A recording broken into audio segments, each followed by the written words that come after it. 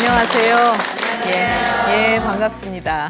예, 오늘은 이제 우리 주변에서 요새 조금씩 볼 수 있는 그런 아이들에 대해서 얘기를 할 텐데 선천적으로 약하게 타고나는 아이들이 또 많아요. 예, 그래서 이제 발육이 좀 지연되면서 말이 늦다든지 또는 걸음을 늦게 걷는 이런 아이들이 있고 또 이제 밥 같은 것도 안 먹고 그래서 살도 안 찌고 키도 않고 이런 애들 있죠. 예, 또 선천적으로 약간의 이제 장애를 가지고 태어나는 이런 아이들도 있어요. 예, 그래서 이제 그 전반적인 그 아이들에 대해서 좀 얘기를 나눠보도록 하겠습니다. 우선 이제 제일 먼저 소개해드릴 아이는 3살짜리 남자아이인데 이제 대개 이 선천 허약한 아이들은 굉장히 체격들이 왜소한 아이들이 많아요. 키도 작고 몸도 너무 마르고 이제 이 아이도 굉장히 마른 아이예요. 예, 그러면서 이제 이렇게 짜증도 잘 되고 몸이 약하니까 짜증내고 신경질내고 이거는 기본으로 이제 그렇죠. 이 아이도 이제 평소에 그러면서 잠을 자다가도 새벽에 이제 한 5시쯤 되면 4, 5시 되면 이제 깨서 짜증을 내고 그다음에 이제 땀도 많이 흘리고 그러면서 이 아이가 어떻게 태어났냐면 요새 그런 아이들 많아요. 제왕절개를 했는데 한 2주 정도 먼저 대개 2, 3주 정도 먼저 수술을 하더라고요. 그래서 이제 이 아이도 조금 일찍 조산을 한 거죠. 쉽게 설명해서. 그러고 이제 조산뿐만 아니라 선천적으로도 약한 부분이 있어서 걸음이 좀 이제 많이 늦은 편이었고. 그래서 지금 현재도 아이가 이제 이렇게 다리 같은데 힘이 없어서 좀 잘 넘어지거나 이러는 아이예요. 그리고 1년 내내 감기 들어서 이제 약 먹으면 조금 괜찮다가 또 이제 감기 들고 이렇게 아주 힘들게 기르는 아이예요. 그리고 이제 밥을 얘는 그 엄마는 뭐라고 하셨냐면 잘 먹는데도 살이 안 쪄요 이렇게 하고 오셨지만 얘는 잘 먹는 애가 아니에요. 과일만 좋아해요, 과일만. 그리고 이제 밥을 한 숟갈이라도 입에 넣으면 1시간도 좋다, 2시간도 좋다 물고 있는 애 그런 애들 있죠. 씹는 거 싫어하는 애들 많아요. 그래서 요새는 씹는 건 싫어하고 마시는 거 이런 것만 좋아하고 그러거든요. 그런 아이들은 소화기가 튼튼한 아이들이 아니죠. 예, 그래서 요새 보면 애기들 기르는 집에서 밥 한 번 먹이는 게 무슨 전쟁 치르듯이 그걸 쫓아다니면서 먹이는 이런 집들도 많죠. 예. 그러면 우리가 이제 그 한의학적으로 볼 때 아기가 임신을 하면 10개월 동안 엄마 뱃속에서 엄마의 기운을 충분히 받고 자라나야 돼요. 그리고 태어나야 되는데 이렇게 이제 조금 기운을 덜 받은 아이들이 되게 소화 기능이 약한 애들 많아요. 예. 그래서 이제 얘 같은 경우에도 그 소화 기능이 좋지 않고 먹는 거 싫어하고 우리가 그 이제 도자기 같은 걸 만든다고 생각을 해보세요. 어떻게 만들죠, 도자기?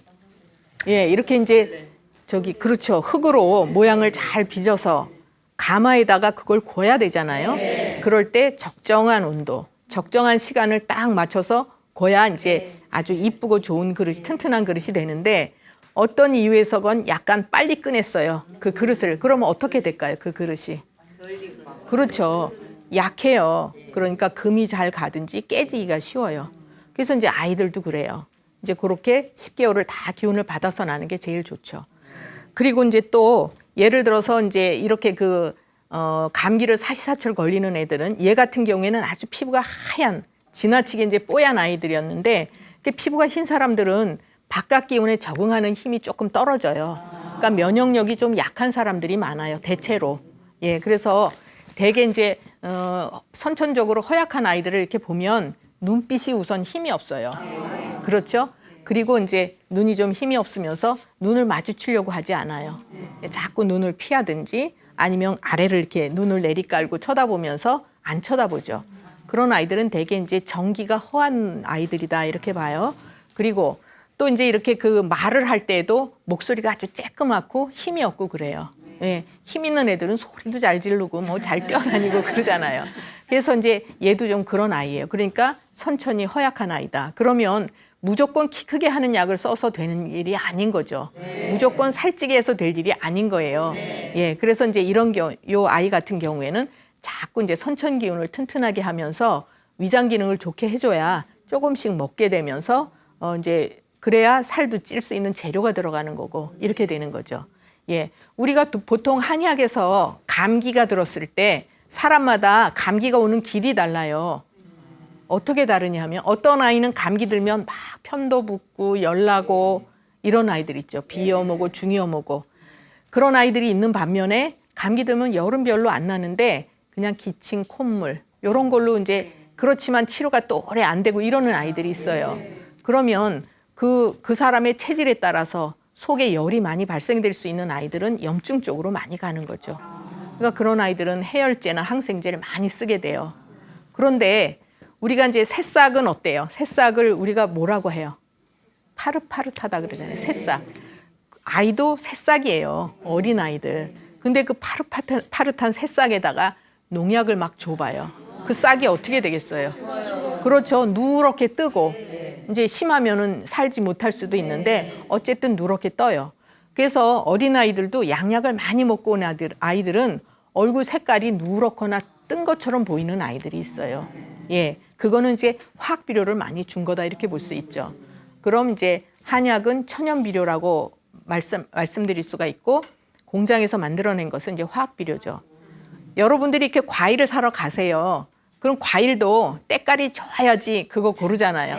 예, 색깔도 희미하고 이런 거는 맛이 없어 보이고 실제로 그렇죠. 아주 햇빛도 잘 받고 잘 연글어야 때깔이 좋고 맛이 있어요. 영양도 있고. 아이도 마찬가지예요.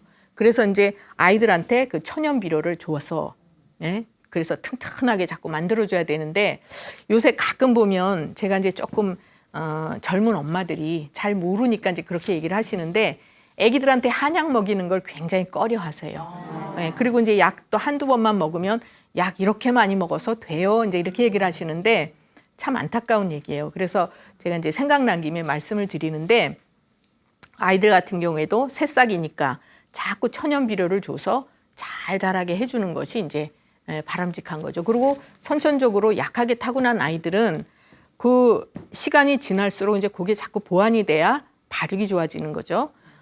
이제 요번에 말씀드린 아이는 4살짜리 여자아이인데 얘도 아주 작은 아이예요. 근데 얘는 이제 안타깝게도 선천적으로 약간의 장애, 이제 그 염색체 이상을 가지고 타고난 아이예요. 그러니까 일종의 이제 장애라고 볼 수도 있는데 그래서 이 아이는 이제 지능이 발달을 잘 안 해요. 지능 장애가 있는 애고 또 키가 잘 크지 않고 그럼 이제 나머지들도 다 따라오는 경우가 많죠. 굉장히 짜증도 잘 내고 이제 힘도 딸리니까 입을 이렇게 벌리고 있어요. 아이들 같은 경우에 입을 이렇게 벌리고 있는 아이들은 힘이 딸리는 아이들이 많아요. 예. 이제 특히 어떤 경우에는 이제 위에 열이 많아서 이렇게 벌리고 있는 애들도 있지만 그런 애들은 벌써 이제 이렇게 강해 보여요. 그렇지만 대부분의 아이들이 눈에 힘도 없고 입을 이렇게 벌리고 있는 애들은 약한 아이들이에요. 그래서 이제 이 아이가 이렇게 왔는데 보니까 약하고 그다음에 언어 그 발달이 굉장히 늦어요. 그래서 말을 하면 4살인데도 단답형의 이제 대답을 해요. 그리고 말을 해도 질문을 해도 잘 이해가 안 되고 이러는 아이였어요. 근데 이제 그 엄마가 임신 중에 스트레스를 엄청나게 받았대요. 예, 그래서 그 이제 동의보감에 보면 임신 중에 임신부가 굉장히 크게 놀랐거나 또는 마음을 많이 써서 이제 쉽게 설명해서 스트레스죠. 그 이제 마음을 많이 쓰고 그 심리적으로 부담이 많았으면 아기가 태어나서 경기를 하기가 쉽다 이렇게 돼 있어요. 예, 그만큼 아기도 같이 영향을 받는 거예요. 그래서 우리가 이제 임신만 해서 아기를 낳는 게 중요한 게 아니라 건강한 아기를 10개월 동안 잘 길러서 낳아야 돼요. 그래서 뭐를 해야 돼요? 임신 중에. 스트레스를 안 받아. 그렇죠. 건강 관리를 잘하는 것이 다시 말해서 태교를 잘하는 거죠. 태교가 음악만 듣고 뭐 동화책 읽고 이게 아니고 몸을 건강하게 유지하고 마음을 안정시켜서 긍정적이고 행복한 생각을 갖는 것이 이제 태교를 잘하는 거예요. 예, 그래서 그 엄마는 그런 이제 마음이 편안하지 않고 신경을 많이 쓰는 상황에 처해 있었기 때문에 아기가 이렇게 이제 문제가 생긴 거다 이렇게 유추할 수도 있어요. 그게 이제 딱 이거다라고 얘기할 수는 없지만 그래서 이제 그 아이 같은 경우에 약을 쭉 써주니까 낮에 낮잠을 안 자도 피곤해하지 않고 다리에 힘이 없어서 근육이 이제 자꾸 이렇게 긴장도가 떨어지기 때문에 픽픽 잘 넘어졌었어요. 근데 다리에 힘이 생기니까 이게 걷는 것도 좋아지면서 넘어지는 것도 없어지고 또 좋아진 것이 말이 좋아졌어요. 그러니까 처음에 왔을 때는 이제 언어 치료한다고 그러는데 쉽게 설명해서 앵무새한테 자꾸 같은 말 가리키면 하기는 하죠. 그러나 이게 뇌세포가 활성화돼야 생각을 하면서 말을 하잖아요. 근데 한약은 뇌세포를, 뇌 기능을 활성화시키는 이런 역할도 하는 약이 있어요. 예. 특히 이제 녹용 같은 게 그래요. 그래서 이렇게 천천히 허약한 아이들한테 녹용을 먹이면 힘이 생기고 뼈가 튼튼해지면서 뇌 기능이 활성화돼요. 그래서 이제 그 아이도 그런 이제 경우가 있어요. 지금 얘기하다가 잠깐 생각이 났는데 이제 저희 가족 중에도 이렇게 약간의 장애가 있었던 아이가 있어요. 그 장애아를 가진 부모들의 마음은 우리가 아마 이해를 못할 거예요. 그냥 안 됐다 이런 정도로 이제 연민의 마음을 가질 수는 있지만 저도 제 아이가 아니니까 이제 그런 연민의 마음 또 마음도 많이 아프지만 본인 당사자 그 아이를 기르는 엄마 마음은 어떻겠어요. 굉장하죠. 그래서 이제 치료 방법이 전혀 없는 것이 아니기 때문에 이제 그런 식으로 조절을 해주는 게 좋죠. 예, 그리고 우리가 또 이제 그 한약 같은 거를 먹일 때, 또 한 가지 생각이 난 게 요거 중요한 얘기예요. 전에 제가 이제 한참 전에 아이인데 그 아이가 8살인 여자아이가 왔어요. 근데 8살인데도 그 아이도 엄마가 임신 중에 스트레스를 엄청나게 많이 받았던 그런 아이예요. 이 아이가 8살인데도 대소변을 못 가려요. 그래서 엄마가 꼭 그거를 챙겨서 소변 보게 해주고 변 보게 해주고 이래야 되고 뭐 다리에 힘 없어서 쓰러지는 거는 말도 못하고요. 픽픽 잘 넘어지고 말도 제대로 못했었어요. 자기 이름조차도 발음이 야무지지 않아서 응얼응얼 이렇게 했었어요. 그래서 제가 딱 그랬죠. 그 엄마 보고 3년 치료해야 된다 이렇게 얘기했어요. 그러면 3년 치료해야 된다고 할 때 동의하고 따라와 줄 수 있는 엄마가 몇 분이나 되실까요? 근데 그 엄마는 얼마나 그 아이 때문에 마음이 아프고 또 걔를 잘 해놔야 사실 아기하고 엄마가 같이 세상을 하직하지는 않잖아요. 그 불편한 아이를 두고 갈 때 그 엄마 마음이 어떻겠어요. 그래서 그 엄마는 결심을 단단히 하고 하겠습니다 하고 치료를 하셨어요. 그래서 거의 2년 반 정도 치료를 했어요. 지금은 이제 한참 되니까 치료 안 하지만 그 아이가 어떻게 됐는지 아세요? 약을 먹으면서 대소변을 자기가 가리게 됐는데 그것도 한 서너 제 먹으면서 그렇게 됐어요. 한약을. 그러니까 그때부터는 자기가 느낌이 오는 거야. 나 변 보고 싶다. 소변 보고 싶다. 그래서 이제 그렇게 하고 그다음에 다리에 힘이 생기니까 이제 이렇게 걷는 것도 굉장히 좋아지고 예. 그러면서 이제 말을 하기 시작을 하니까 예. 엄마하고 이제 대화가 되기 시작을 하는 거예요. 근데 이렇게 된 거는 몇 달이 지난 후예요. 그렇지만 그 엄마, 제가 이제 2년 넘은 걸 어떻게 알았냐 하면요. 2년이 되는 날 엄마가 딱 들어오셔서 선생님한테 절을 하겠다 그래요. 그래서 제가 깜짝 놀래갖고 아이고 왜 그러세요? 그러다 맞절했어요, 같이. 이분은 자기 아이가 그렇게 될 거라고는 상상을 못 했었어요. 지금 일반 학교 다녀요, 걔가. 그리고 뭐라고 하냐면 아이들하고 말로 싸운대요. 싸움을 할 수 있을 정도면 어떤 정도예요? 그렇죠. 자기가 말을 제대로 표현을 못하면 싸움할 수 없죠. 어느 정도 지더라도 대등할 수 있으니까 하는 거예요. 저도 그 아이를 치료하면서 저는 한의사가 된 걸 정말 행복하다 생각을 했어요. 저는 동의보감에 있는 대로 치료를 했어요. 공부를 하고 그대로. 그래서 이제 지금 장애 혹시 이제 주변에라도 이제 장애를 가진 아이들도 이렇게 치료를 하면 완전히 정상은 되지 않을지라도 일상생활을 하는데 상당히 무리가 없이 이렇게 되는 경우가 있죠. 예. 그리고 이제 요번에는 4살짜리 남자 아이예요. 근데 이제 이 아이도 굉장히 왜소해요. 아주 그 나이에 비해서 굉장히 작고 벌써 딱 보면은 신경질로 뭉쳐 있는. 그러니까 조금만 건드려도 짜증내고 이러는 애고 하루 종일 짜증을 낸대요. 그러고 새벽 3, 4시가 되면 깨서 이제 보채고 난리를 하고 그러면서 이 아이는 또 침을 흘려요. 침을 흘리고 그다음에 또 감기도 수시로 걸리지만 그 이제 입냄새가 또 아주 심해요.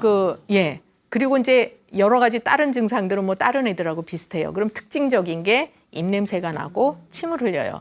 침 흘리는 게 괜찮아요, 아이들? 아니죠. 예.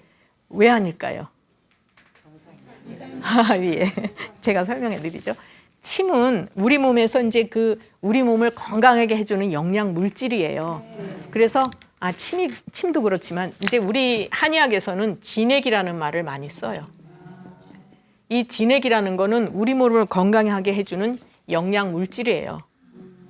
영양 물질인데 이제 그냥 이해하기 쉬우시도록 진액이라고 표현을 하는데 이 진액 속에는 피도 해당이 되고 호르몬도 해당이 되고 우리 입의 침, 눈물 이런 것들이 다 이제 우리 몸속에 물로 돼 있는 거는 다 진액이다 이렇게 볼 수가 있어요.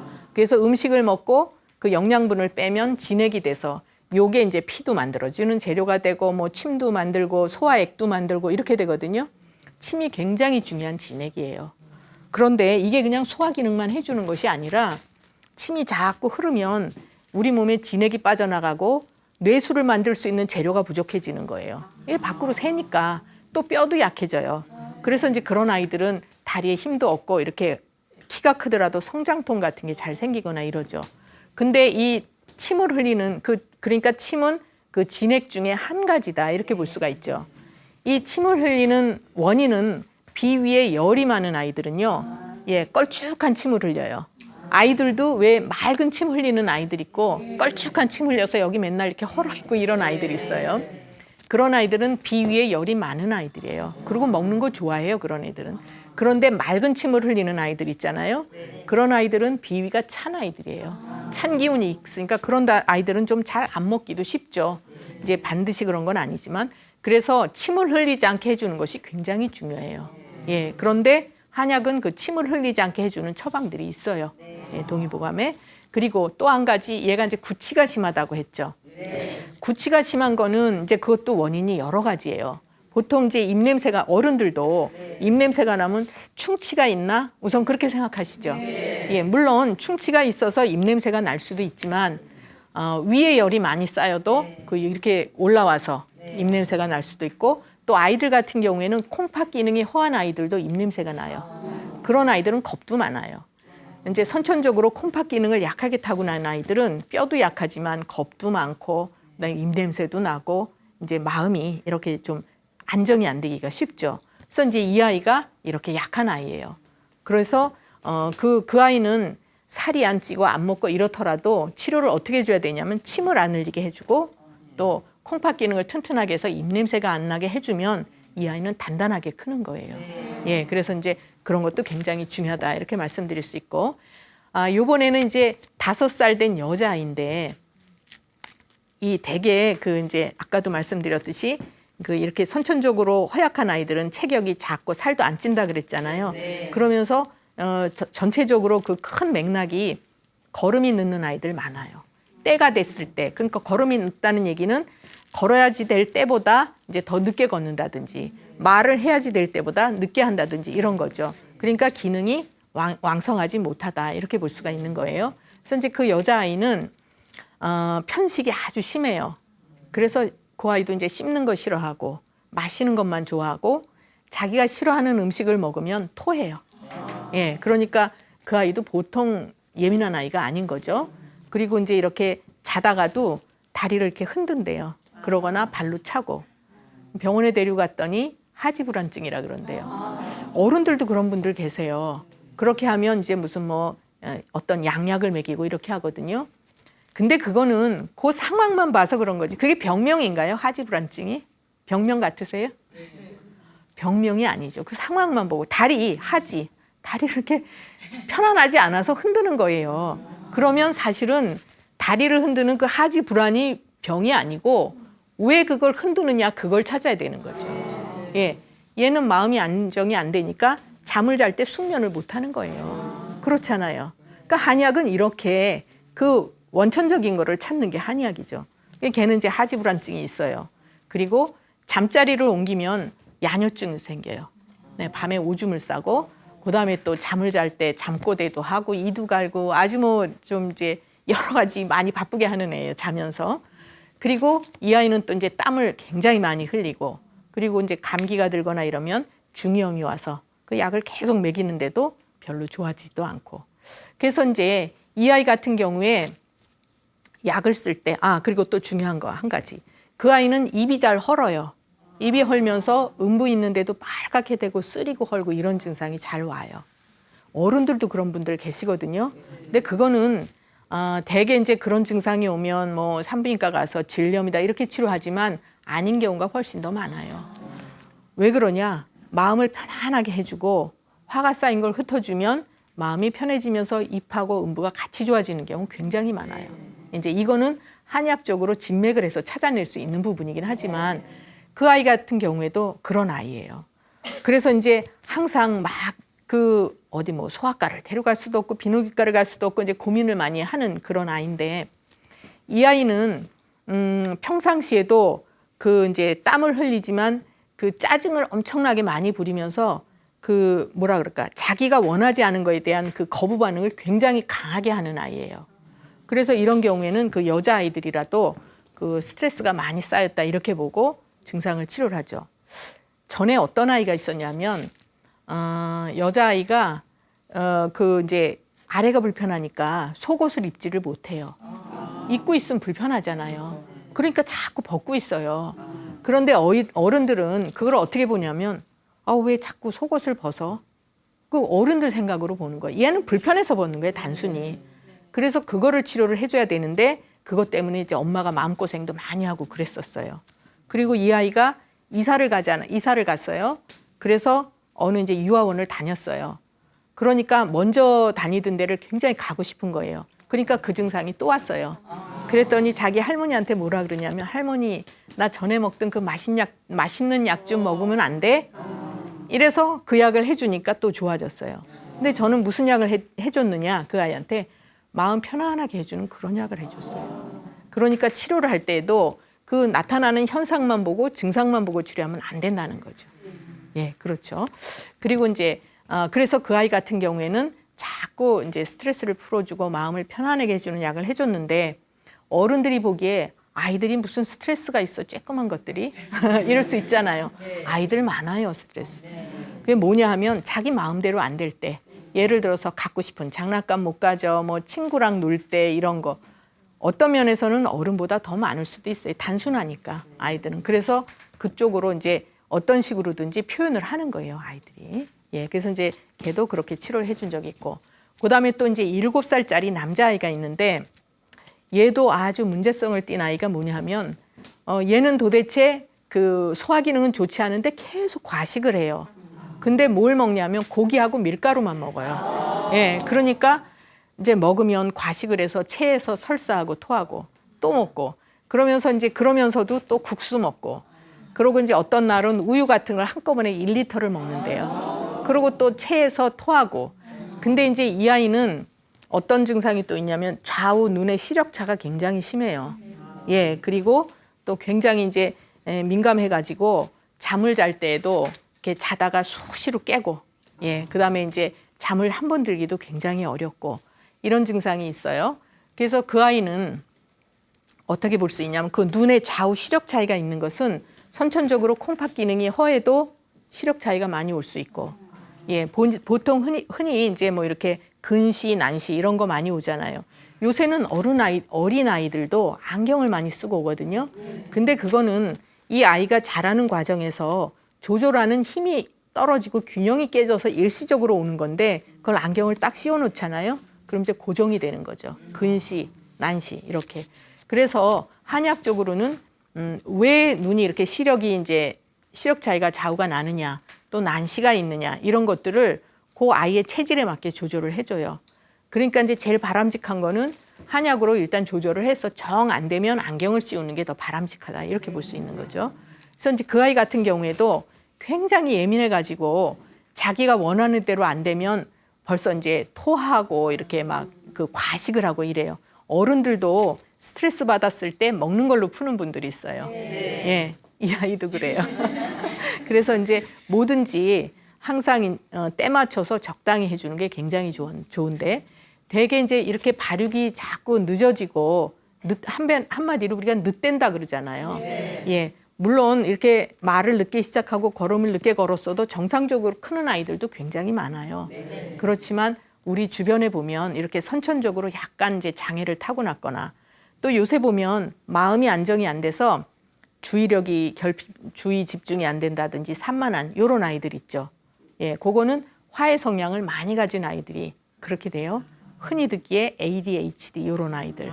그다음에 또 이상한 소리를 반복적으로 내든지 이상한 행동을 이제 불편한 뭐 예를 들어 눈을 끔뻑끔뻑 한다든지 코를 찡긋찡긋 한다든지 뭐 소리를 끙끙 낸다든지 요렇게 반복적인 행동을 하는 아이들 그걸 뭐라고 하죠? 틱이라고 하잖아요.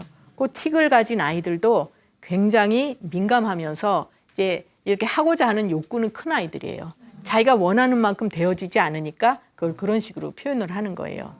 또 이제 이렇게 세상하고 자꾸 바깥 환경하고 단절시키려는 아이들이 있어요. 자폐아들. 예. 요런 것들을 다 이제 정신적인 질병이다 이렇게 볼 것이 아니고 오장육부 선천적으로 약하게 타고난 부분들이 있기 때문에 그걸 조절해주면 굉장히 많이 좋아져요. 예. 그래서 이제 그 ADHD라고 진단받아서 오는 아이들도 꼭 정신적인 측면 아니라 다른 거를 조절해주면 그게 좋아지는 경우도 많고. 그래서 항상 아이들은 자라나는 새싹이기 때문에 요 아이들이 잘 편안하게 자랄 수 있도록 그렇게 해주는 것이 이제 중요한 것이고 가장 중요한 것은요 선천을 자꾸 보완을 해서 그 이제 바탕을 단단하게 다져주는 것이 굉장히 중요해요. 예. 그래서 이제 오늘은 그 아이들이 여러 가지 문제점을 갖고 있는 것에 대해서 이제 말씀을 드렸고요. 지금부터는 이제 이 자리에 계신 분들 궁금하신 점 말씀을 나눠보도록 하겠습니다. 어느 분 먼저? 아, 여기 계신 분이요? 예, 먼저 말씀. 선생님, 저는 50대 네. 후반인데요. 네. 눈이 좀 네. 침침하고 피곤이 아, 자주 와요. 네, 눈이 피곤하세요? 예. 그리고 방광도 좀 안 좋고. 아, 그러세요. 그러면 예. 어떻게 소변을 어떻게 보세요? 밤에 한 3번, 4번. 피곤할 때요. 아, 피곤하실 예. 때 시원하게는 보세요? 예. 아, 그러세요? 예. 그럼 진맥을 해드릴게요. 예. 오른손 주시고. 네.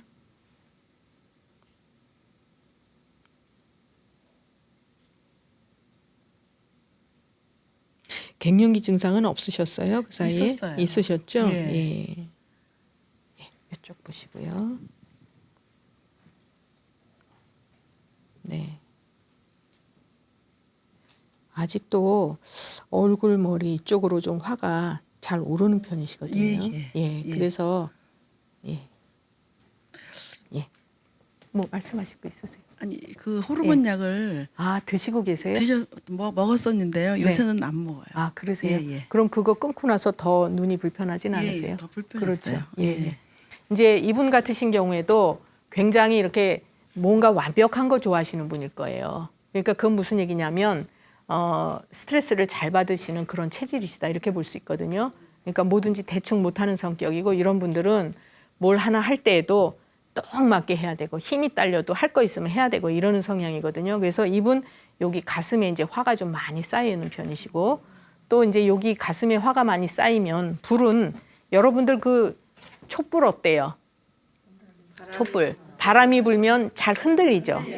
또 꺼지기도 쉽죠. 예, 또 풍전등화라는 말도 있잖아요. 바람 앞에 등불. 그래서 이제 그만큼 화는 위로 오르는 성질이 있으면서 이제 변화도 많고 그래요. 그래서 어떤 자극이 가면 크게 받는 분에 속하시는 거죠. 그리고 이제 긴장도 잘 하시고 그래서 여기 화가 잘 쌓이는 분들은 이쪽으로 오르게 돼요. 근데 이제 특히 요 눈 같은 경우에는 가슴에 해당하는 부위로도 볼 수가 있어요. 여기 화가 많이 쌓인 분들이 눈이 특히 불편할 수가 있죠. 그래서 이제 눈이 충혈이 잘 된다든지 또는 이제 뭐 눈물이 난다든지 안구 건조증이 온다든지 또는 이제 뭐 심하면은 그 시신경에 문제가 올 수도 있고 또 뭐 황반 변성이 올 수도 있고 또 안압이 오르면 녹내장도 올 수 있고 백내장도 올 수 있고 그러면 제가 이제 여러 가지 눈에 관한 그런 증상을 말씀을 드렸지만 그거는 그 사람에 따라서 이제 올 수 있는 길이 있는 거고요. 어쨌든 이분은 눈이 막지 않아요. 그리고 충혈이 잘 되거나 이제 개운치 않죠. 그리고 머리도 띵하거나 좀 막지 않을 때가 있으실 거고 가끔 살짝 핑 돌 수도 있어요. 그리고 또 한 가지 조심하셔야 될 게 이제 이런 체질의 분들은 골다공증 오기 쉬워요. 예, 그래서 여성들이 대개 이제 여성 호르몬 분비가 안 되고 폐경이 되면 뼈가 우선 약해진다고 하잖아요. 예, 그래서 이제 골다공증이 오기 쉬운데 누구나 폐경이 됐다고 다 골다공증이 오진 않아요. 올 수 있는 성향의 분들이 있어요. 그래서 이제 이렇게 부지런하게 열심히 사시는 분들이 이제 오기가 쉬우신 거고, 그다음에 지금 현재 눈이 그렇게 불편하시다고 안과에서 치료할 수 있는 증상이 아니에요, 이거는. 그럼 어떻게 해야 될까요? 화가 오르는 걸 내려줘요. 그래서 이제 여기 가슴에 이제 스트레스 쌓여 있는 걸 풀어주고 화가 일로 오르는 걸 내려주고 이렇게 하면 눈만 편해지시는 것이 아니라 머리도 맑아지실 수 있어요. 예, 그리고 이제 뭐든지 지나치게 하지 마세요. 예, 운동이건 일이건 이제 지나치게 안 하시는 게 좋고. 예, 되셨죠? 예, 또 다른 분 누구 계세요? 아, 예, 선생님 말씀하실까요? 예, 저는 60대 중반인데 네. 지금 이렇게 예, 되실까요? 예. 당뇨에 좀 신경을 아. 곤두세우고 있습니다. 아, 합리적인 건강관리법이 무엇인지 그러면 지금 혈당이 많이 높으세요? 약을 복용하기 때문에 정상입니다. 예, 몇 년이나 되셨어요? 당뇨 한 약 7, 드신 8년 7, 8년 되셨고요. 그러면 젊으셨을 때 약주 좀 많이 하셨어요? 많이 했습니다. 많이 하셨어요. 예. 그리고 다른 거 이제 불편하신 건 없으시고요. 네. 소변은 잘 보세요. 시원하게. 네. 입 마르거나 이런 거 없으시고. 네. 예. 그럼 진맥을 좀 해드릴게요. 오른손 주시고. 예.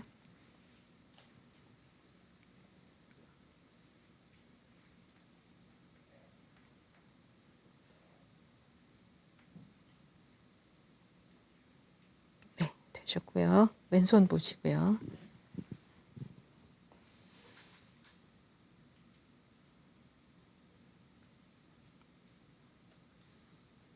네. 선생님도 뭐를 하실 때 좀 무리하는 성향이 많이 있으시네요.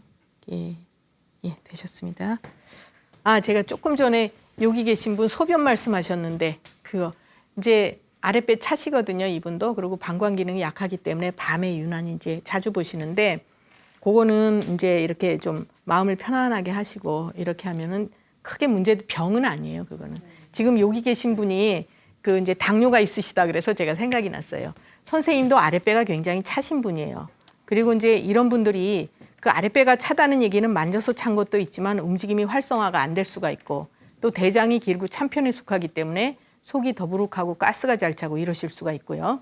그다음에 이제 젊으셨을 때 약주를 많이 하셨다고 그러는데 대개 이제 약주 많이 하시면은 기름진 음식도 아무래도 드실 거고 또 그 술은 그 열이 많은 음식이기 때문에 그 한의학적으로는 당뇨를 어떻게 보냐면요.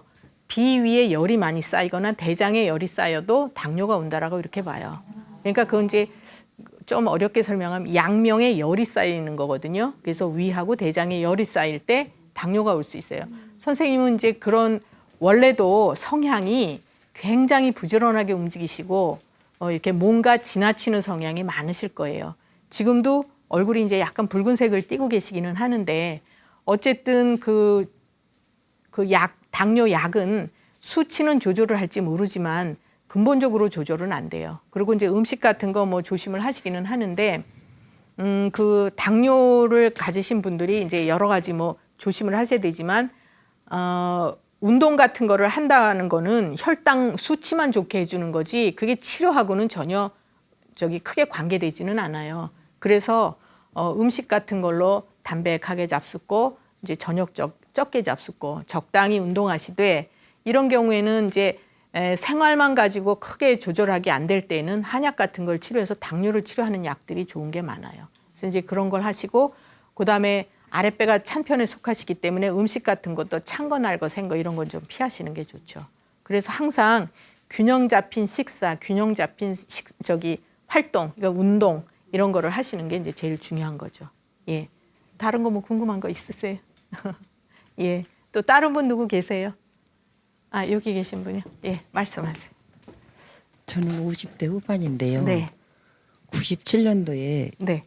척추 2번, 3번 사이를 수술했어요. 네. 근데 왜요? 디스크요? 예, 네. 여기가 가끔 감각이? 저려요. 감각이. 그러세요? 예. 그러세요? 예. 그리고 지금 허리는 괜찮으세요? 수술하신 거? 지금도 네. 아주 괜찮지는 않지만 네. 하기 전에 통증은 통증은 없어졌어요. 예, 통증은 없으셨는데 예, 예. 지금 이제 불편한 게 이쪽으로 저리고 예, 여기가요. 그쪽으로요. 예. 예. 다른 거 불편한 건 없으세요? 다른 것도 입도 잘 말라. 입이 잘 마르시고. 예, 예. 알겠습니다. 그럼 진맥해 드릴게요. 예. 오른손 주시고.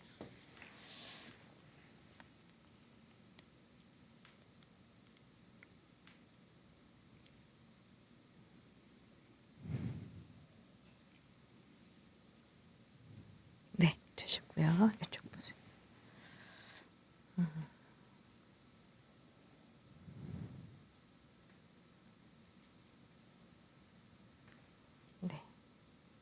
알겠습니다. 이제 그 제가 요 자리에 나온 분들도 그러시지만 대개 몸이 아프고 불편한 분들은요, 네. 지나치게 쓰는 경향이 많아요. 예. 그리고 이제 여자분들은 특히 그 50대 후반이시라고 하셨죠. 예. 그러면 이분도 이제 골다공증이 오기 쉬운 분이거든요. 아마 와 있으실 거예요. 예. 그래서 이제 그 디스크도 오지만 척추 협착증 이런 것도 올 수 있고, 예. 원래는 뼈를 튼튼하게 타고나신 분이에요. 원래는. 그런데 부지런하게 워낙 부지런하게 쓰셨기 때문에 뼈에 기름이 이제 자꾸 빠지는 거예요. 네. 그래서 이제 이게 디스크도 밀려 나오거나 뼈가 내려앉거나 이러시는 거고, 네. 척추가 많이 삐뚤어져 있는 편이세요. 예. 이분이. 그래서 우리가 척추가 삐뚤어졌다고 꼭 허리가 아픈 건 아니에요. 그렇지만 몸에 이제 기운이 딸리고 안 좋아지실 때는 그쪽으로 문제가 오시는 거죠. 그리고 이분 같은 경우에도 이제 제가 무리를 많이 하셨다 그랬는데, 특히 이 오른쪽으로 이제 많이 저리고 예. 걸음 걸을 때 힘드시다는 거는 예. 평상시에도 기운이 허해지기 쉽고 체력이 많이 딸리실 수 있으면서 스트레스를 잘 받는 분이다, 이렇게 볼 수 있어요. 예.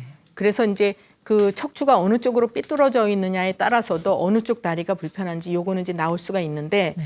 이쪽으로 많이 삐뚤어져 있기 때문에 이제 저쪽으로 불편한 증상을 많이 느끼실 수 있는 거예요. 예. 그러니까 지금 그 뭐 물리치료 하거나 이러는 거는 이제 약간의 도움은 될 수 있고, 수술은 제가 볼 때는 안 하시는 게 바람직해요. 왜 그러냐면 수술해서 이제 예를 들어 여기 척추 사이에 디스크가 밀려나서 요거 수술하잖아요. 그럼 여기는 괜찮을지 몰라도 다른 데 또 생길 수가 있는 거고, 우리 뼈는요, 여기 목 뒤에서부터 꼬리뼈까지 쭉 이렇게 연결이 돼 있잖아요. 그러니까 어느 한 곳에 문제가 생기면 그 이웃 한 곳으로도 쭉 문제가 생길 수 있는 거예요. 그리고 골다공증 오는 분이기 때문에 뼈가 이렇게 자꾸 내려앉을 수 있죠. 예. 우리가 나이 드시면 키가 조금씩 작아지잖아요. 예. 그게 이제 척추 사이가 이렇게 조금씩 좁아지는 거예요. 그리고 중력의 영향을 받으니까 위에서 이렇게 눌러주니까 이제 키가 작아질 수밖에 없지만, 특히 이렇게 뼈가 약해지시면 그게 더 심하실 수가 있는 거죠. 그래서 이제 특히 중년 넘어가고 이렇게 폐경이 되신 분들은 뼈를 충분히 튼튼하게 길러주는 힘이 약하기 때문에 운동을 하실 때도 무리하게 하시면 안 되죠. 물건 들거나 운동할 때 특히 허리 조심을 하셔야 되고, 그다음에 이제 평상시에 이렇게 오래 앉아 있거나 같은 자세로 오래 하지 마시고, 스트레칭 같은 거 자주 해주시고, 이제 그렇게 하면서 아프실 때는 이제 그쪽으로 뭐 한약으로도 뼈를 보충하고 허리 다리를 편안하게 하는 그런 이제 처방들도 있고, 또 어떤 경우에는 그냥 침 치료를 하시는 것도 도움이 많이 되실 수 있어요. 그래서 실제로 보면 물리치료 같은 거는 그냥 기분상 주물러 주는 거지 큰 도움은 없어요. 오히려 침을 맞으시는 것이 훨씬 도움이 되실 수도 있고요. 예, 그래서 평상시에 이렇게 걷거나 이럴 때에도 항상 자세를 좀 바르게 하려고 노력하시고, 이제 무리하지 않도록 그렇게 하셔야죠. 예, 네, 되셨고요. 고맙습니다. 또 다른 분 누구 계세요? 네, 여기 계신 분. 네, 안녕하세요. 네. 저는 49세거든요. 네. 예, 근데 지금 제가 부정맥을 앓고 있는데, 네. 예, 그 한의원 쪽에서는 그 마음을 항상 편안하게 먹으라 그러더라고요. 네. 그래서 지금 그걸로 지금 양약도 병원에서 이제 판결 부정맥으로 네. 받고 양약을 먹고 있다가 한의원에서 자꾸 마음으로 다스리라 하길래 네. 지금 현재는 끊고 있는데, 네. 그게 마음으로 다스려서 운동으로 해서 되는 건지 네. 알고 그게 싶습니다. 궁금하세요. 네. 일단 진맥을 해드릴게요. 오른손 주시고요. 아.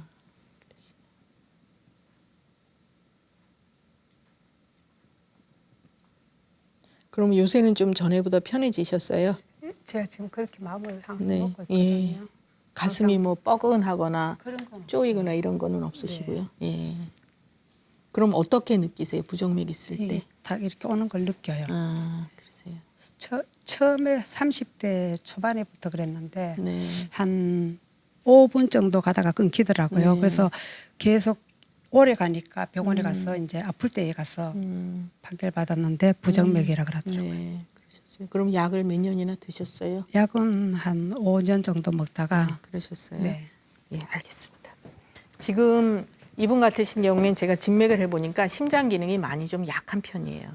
그러니까 부정맥이 오더라도 원인이 그것도 여러 가지예요. 심장 기능이 약해서 부정맥이 오는 경우 있고, 예를 들어서 급체를 했다 이럴 때도 일시적으로 올 수가 있고요. 그러니까 원인은 여러 가지가, 기운이 많이 딸려도 올 수가 있고, 그런데 이분 같으신 경우는 이제 심장성으로 오는 부정맥이에요. 그래서 이제 더 심해지면은 가슴이 꽉 조이거나 뻐근하거나 또 바늘이 찌르는 것 같은 통증이나 이런 것도 올 수가 있어요. 없어요. 그런 그럼 거는 아니, 그러니까 이제 그게 더 진행이 되면 그런 게 올 수 네. 있어요. 그런데 지금 현재는 그 이제 가슴이 이렇게 막 두근거리면서 그런 것만 느끼시는 거잖아요. 지금은 그래도 심하지 않고 이제 심하지는 않은 증상이지만 지금도 조심을 하셔야 돼요. 그래서 마음을 편안하게 갖는 것이 굉장히 제일 중요하기는 하지만 그것만 가지고는 이 선천적으로 심장을 약하게 타고난 분을 보완하기는 좀 힘이 딸릴 수도 있어요. 그러니까 우선 지금은 크게 불편한 게 없을 때에는 자꾸 마음을 편안하게 하시고 또 이제 몸이 그러니까 이런 분들은 어떻게 하셔야 되냐면 걸음을 걸을 때도 한 박자 늦게 걷는다. 또 행동을 할 때도 한 템포 늦게 한다. 이렇게 생각을 자꾸 하셔야 돼요. 그냥 무조건 마음에 편안한 게 아니라 굉장히 조급해지기 쉬운 분이에요. 이런 분들은. 그러니까 심장을 선천적으로 약하게 타고난 분들은 무슨 일을 탁 닥치면 나도 모르게 막 급해져요.